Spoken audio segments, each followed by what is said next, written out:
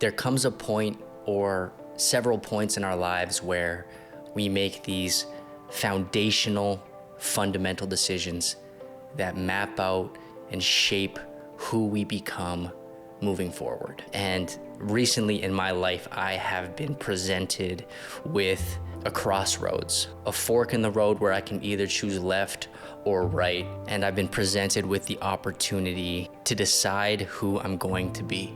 And in this process for myself, there have been 3 things that I've really considered.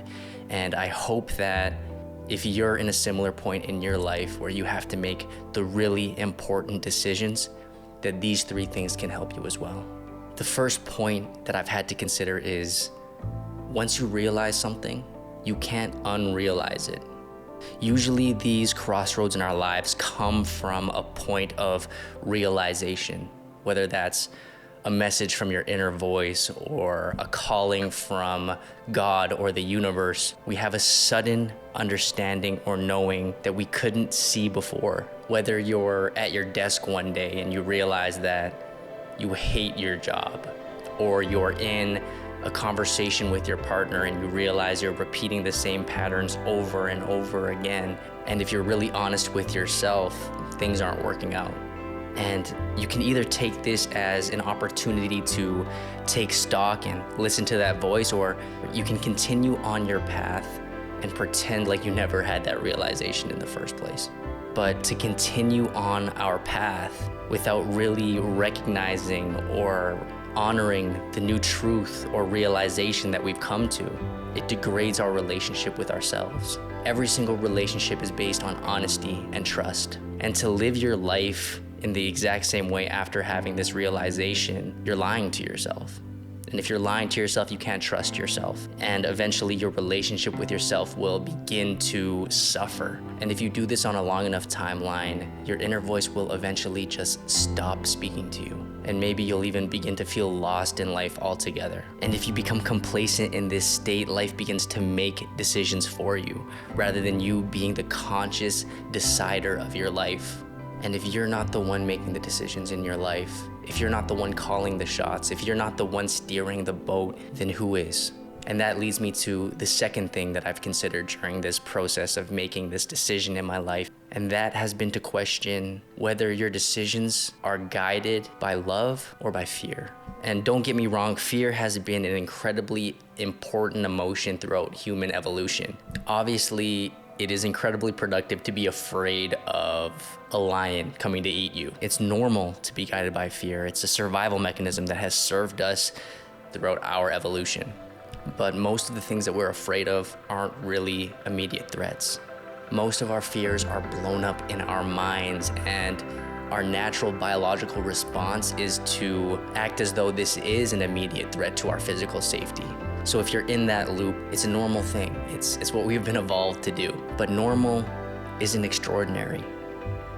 And if you want to be extraordinary, then you have to do things scared. How do you expect to live a life of abundance and love and joy when the core of your decision making is based on fear? To really expand into the lives that are meant for us, we have to be able to let go of our survival mindset and adopt one of abundance. What if you allowed your decisions in life to be guided by love, by passion, by what you feel truly called to do?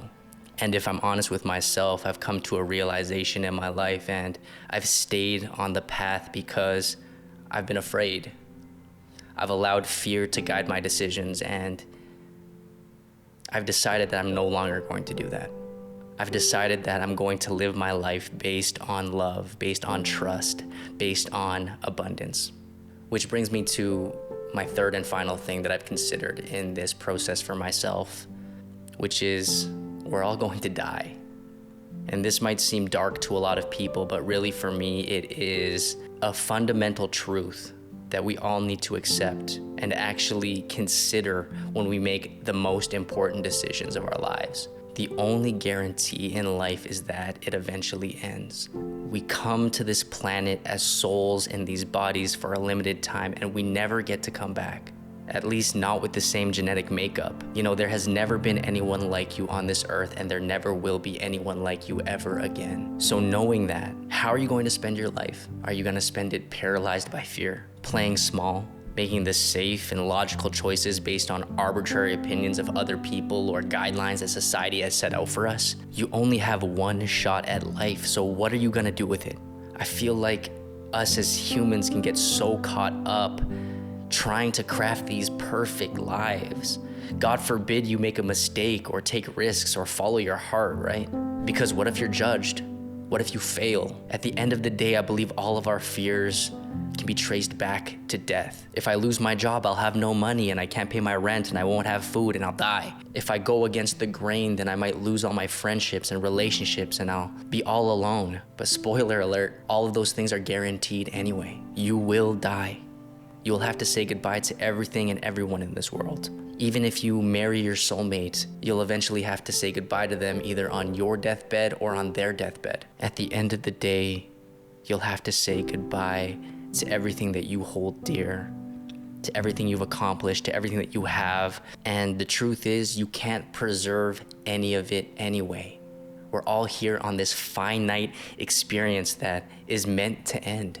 And do you really want to spend that limited time that we have here playing small and being afraid and going against what your inner voice is telling you to do? You know, these things have been on my mind heavily lately, and I've recently made a decision guided by love, guided in truth to myself, and honoring my realizations and messages from my inner voice. So if you're in this place, just like me, and you're making one of the most important decisions of your life, ask yourself, do you want to spend your one and only life playing small, overvaluing the opinions of others over the voice inside you?